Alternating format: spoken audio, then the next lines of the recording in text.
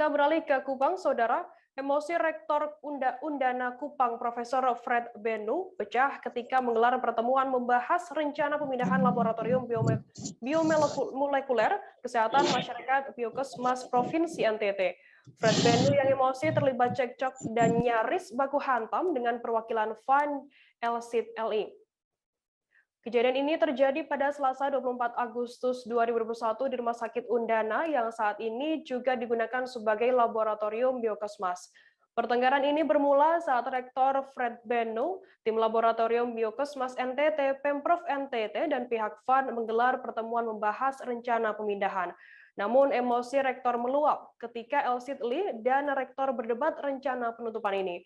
Fred Benu bersikukuh tetap menutup laboratorium yang diresmikan pada tanggal 16 Oktober 2020 lalu. Untuk mengetahui informasi lebih lengkapnya sudah bergabung bersama saya, wartawan dari Pos Kupang. Ada Irfan Hoy yang akan memberikan laporan lengkapnya untuk Anda Tribuners. Halo Irfan.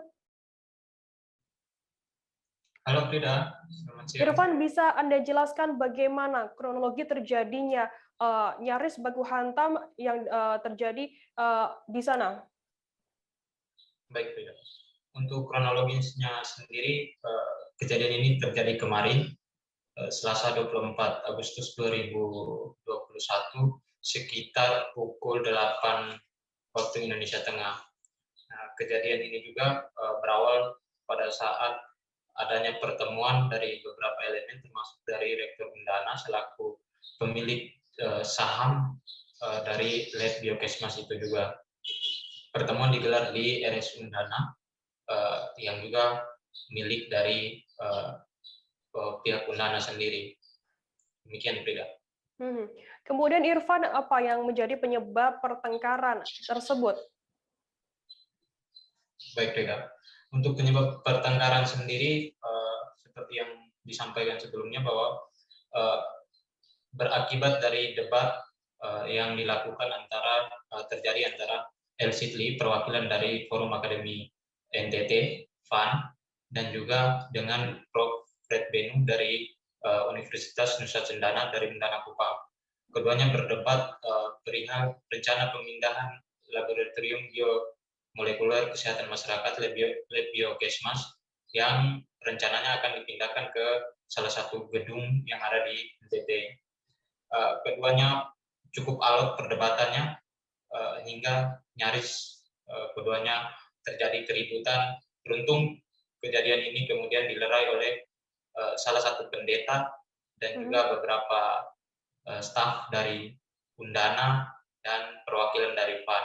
Kemudian setelah itu keduanya kembali bersama dengan pihak Pemprov dan juga dari perwakilan Lab Biokesmas mendiskusikan hal itu. Tetapi sampai dengan hari ini belum ada kesepakatan perihal pemindahan tersebut. Demikian, Frida. Irfan, kemudian apakah ada proses hukum terkait kejadian pertengkaran yang melibatkan Rektor Undana ini? Baik, Frida. Untuk rencana hukum ataukah ada proses hukum sendiri, sampai saat ini informasi yang kita peroleh, informasi yang dari Pos Kupang peroleh, sampai dengan saat ini belum ada tanda-tanda ataupun belum ada rencana dari pihak manapun untuk melaporkan hal ini. Sampai dengan saat ini juga pihak rektorat dari Undana sendiri belum memberikan keterangan apapun terkait dengan kejadian ini. Demikian, Frida. Kemudian apabila dari Undana sendiri belum memberikan tanggapannya terkait adanya pertengkaran rektornya, kemudian bagaimana untuk tanggapan dari pihak FAN dan juga pemerintah NTT terkait hal ini? Baik, Frida. Untuk tanggapan dari pihak FAN sendiri, mereka membantah adanya ajakan untuk berkelahi bersama dari LSID Li dengan Rektor Prof. Fred Benu. LSID Li dalam keterangannya usai kejadian itu, setelah kejadian dia menyampaikan bahwa dia sendiri tidak sedang mengajak Prof. Fred Benu untuk berkelahi, tetapi dia ingin adanya perdebatan ilmiah, adanya perdebatan secara akademik antar keduanya atau antar lembaga dari FAN maupun Undana perihal untuk rencana pemindahan Lab Biokesmas ini. sehingga dia juga menekankan bahwa tidak ada perkelahian antara keduanya. Demikian, Frida.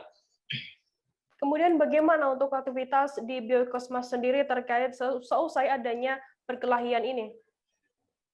Baik, Frida. Untuk tambahan, untuk tanggapan dari Pemprov sendiri, Pemprov NTT melalui Kadis Kesehatan Dr. Nesya Tupa, kemarin dia menyampaikan bahwa rencana penutupan ini berkaitan dengan sesuai dengan surat dari Dinas Kesehatan Kota Kupang yang mengharuskan adanya dokter patologi di laboratorium tersebut, sehingga Pemprov hanya mengikuti petunjuk dari Dinas Kesehatan Kota Kupang. Sementara di dalam grafik, di dalam data yang kita himpun, sebenarnya Dinas Kesehatan Kota Kupang sendiri belum memiliki saham atau tidak memiliki saham.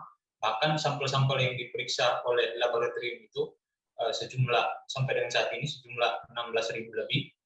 90%-nya adalah sampel-sampel dari Dinas Kesehatan Kota Kupang atau dari warga Kota Kupang sejak diresmikan pada tanggal 16 Oktober 2020 lalu.